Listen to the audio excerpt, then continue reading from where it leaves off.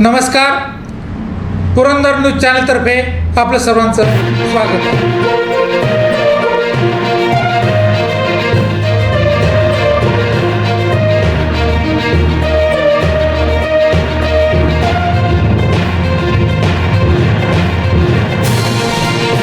नमस्कार, पुरंदर न्यूज चॅनलमध्ये आपलं सर्वांचं स्वागत आहे.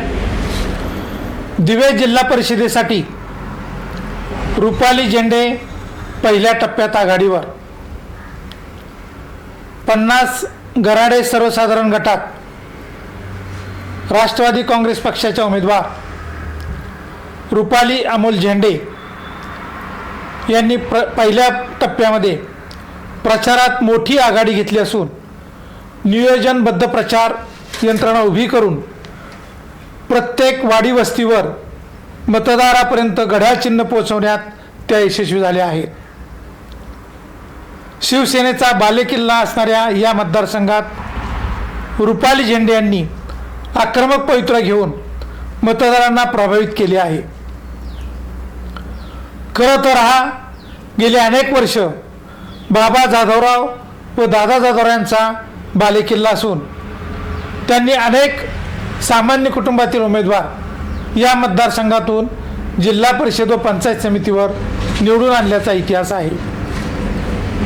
विद्यमान जिल्हा परिषद सदस्य ज्योती राजाराम झेंडे या देखील शिवसेनेकडून उभ्या असून त्यांचे चिन्ह धनुष्यबाण आहे.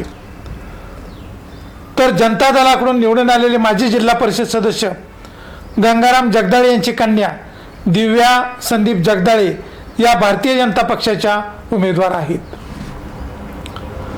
राष्ट्रवादी काँग्रेसने देवेगावचे माजी सरपंच व जिल्हा राष्ट्रवादी काँग्रेसचे युवा अध्यक्ष अमित भाऊसाहेब झेंडे यांना उमेदवारी देऊन प्रचारात आक्रमक पवित्रा घेतला आहे.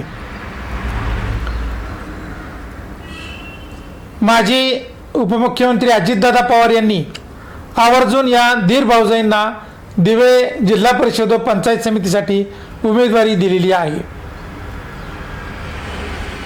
भारतीय जनता पक्षाने जनता दलाचे माजी पंचायत समिती सदस्य देवीदास संभाजी कामथे यांना उमेदवारी दिली असून शिवसेनेने बाळासाहेब दगडू मगर यांना या गणातून उमेदवारी दिली आहे. भारतीय जनता पक्षाने कमळ या चिन्हावर ललिता दिलीप कटके यांना गराडे गणातून उमेदवारी दिली असून राष्ट्रवादी काँग्रेस पक्षाने बिहुरीच्या अर्चना ज्ञानेश्वर कटके यांना उमेदवारी दिली आहे. तर शिवसेनेने गराडे गावच्या सुप्रिया विशाल रावडे यांना उमेदवारी दिलेली आहे.